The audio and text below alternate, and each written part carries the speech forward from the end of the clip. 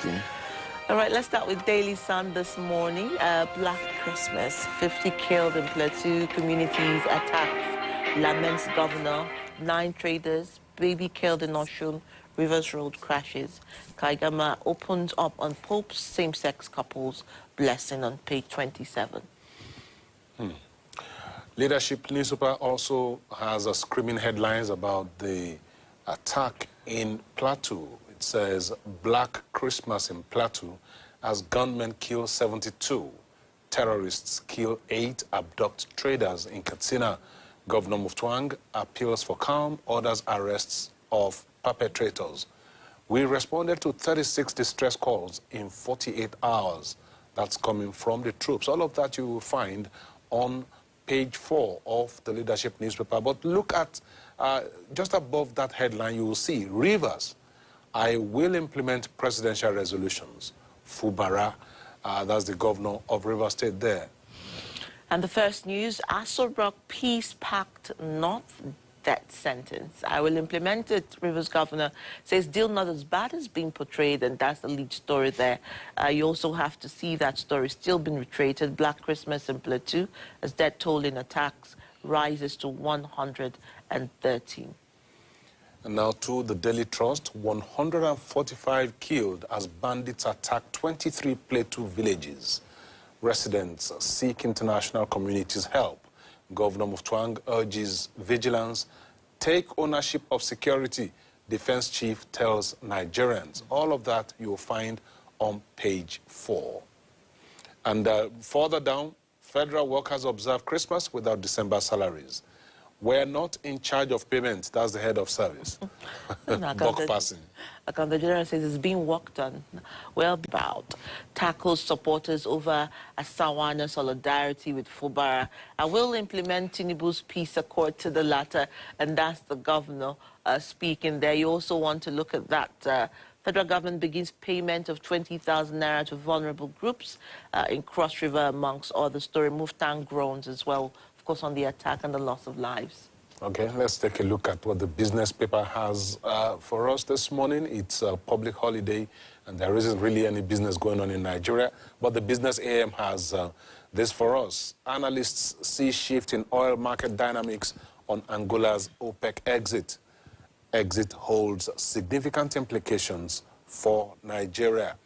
And if you go up the page, just beside the masthead, you will see Nigerians sleepless over NNPC's old Port Harcourt refinery rehab.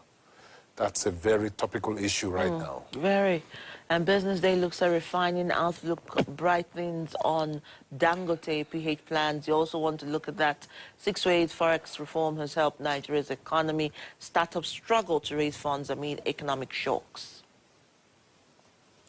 On bottom page, you see consumer loans near 4-year high on rising inflation amongst who is TGI Group, and then analysis exploring the impact of 2023's major policies on Nigerians, and that's on page 2. Perhaps that's our last paper, I reckoned. So let's come to you, Majid. How do you look at this?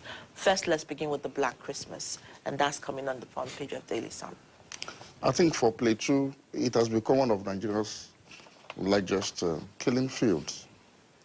Year in, year out, we hear of such gruesome attacks that will claim the lives of hundreds.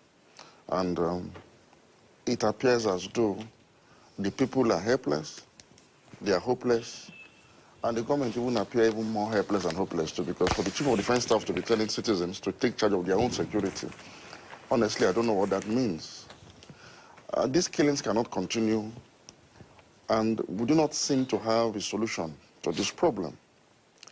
The current administration do not seem to have taken the right steps towards rejigging what we usually call the national security architecture in order to contain some of these issues. For a country like Nigeria that is experiencing one of its worst economic downturns in living memory, if you have this sustained, heightened insecurity, it means Nigeria is on the verge of state failure, where government can no longer meet up with its basic responsibilities of providing welfare and security for citizens. And so one would expect that all hands should be on deck at this point in time to revamp both the security architecture to protect lives and property, and of course, scale up the economy that is on a free fall. So this is very sad, and I think beyond the platitudes of condemnation and expressing sadness, we need to begin to apply practical solutions to this problem. And there's something I've always canvassed for, that the solution to Nigeria's problem of heightened insecurity will be more bullets and less prayers. And if you want to go by the admonition by the Chief of Defense Staff, telling us to now take charge of our own security, I think it is actually high time, because the armed forces were stretched, poorly funded, understaffed, and can no longer contain the situation. For a country that is as large as Nigeria, 200 million people, with a landmass of over 900,000 square kilometers, you don't expect an understaffed, underfunded, underpaid, poorly motivated armed forces that is less than 300,000 in terms of strength to be able to contain this insecurity. So I think that there's something that we need to do now, and that thing is this.